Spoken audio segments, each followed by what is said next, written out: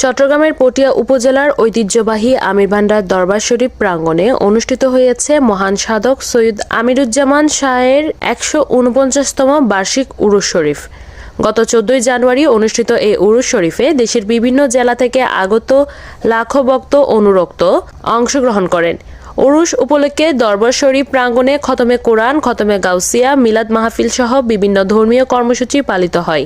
পবিত্র উরুসকে ঘিরে অনুষ্ঠিত হয় আধ্যাত্মিক কাওয়ালি পরিবেশন। এখানে ভক্তরা গভীর ভাবগম্ভীর্যের সঙ্গে অংশ নেন।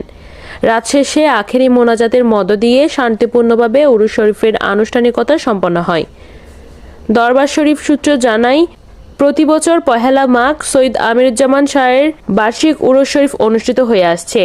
এই সময় দেশের প্রত্যন্ত অঞ্চল থেকে ভক্ত অনুরক্তদের ব্যাপক সমাগম ঘটে। শান্তিপূর্ণভাবে সম্পন্ন হওয়ায় উরুস উদযাপন ও আইন শৃঙ্খলা কমিটির উপদেষ্টা পটিয়া থানার ভারপ্রাপ্ত কর্মকর্তা ও জিয়াউল হক বলেন, আসলে ঐতিহ্যবাহী আমির ভান্ডারের বার্ষিক উরুস মাহফিল, এখানে আমরা আগে থেকেই পূর্ব প্রস্তুতি আমাদের নেওয়া আছে। আমাদের পুলিশের পাশাপাশি সাদা পোশাকেও এখানে গোয়েন্দা পুলিশ নজরদারিতে রাখা আছে এবং এটা খুব সুন্দর সুশৃঙ্খলভাবেই আজকের প্রোগ্রাম এখনো পর্যন্ত অনুষ্ঠিত হয়ে যাচ্ছে। আশা করি যে সুন্দরভাবে প্রোগ্রামটা শেষ হবে এবং আমরা শেষ করতে পারবো এবং অত্যন্ত উৎসবমুখর পরিবেশে এখানকার লোকজন তাদের উরুস শরীফ পালন করতেছে, তা অনুষ্ঠান উদযাপন করতেছে। আমি সকলকে ধন্যবাদ জানাই। এখন পর্যন্ত যেভাবে আছে সবাই সুন্দরভাবে সুষ্ঠুভাবে এই অনুষ্ঠান প্রোগ্রাম শেষ করে যার যার বাড়িতে চলে যাবে এই আশাবাদ ব্যক্ত করতেছি।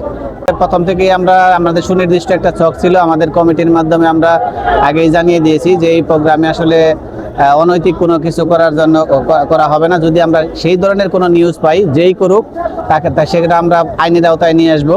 আমরা এই ধরনের কোনো বিষয়কে আমরা প্রশ্রয় দিব না।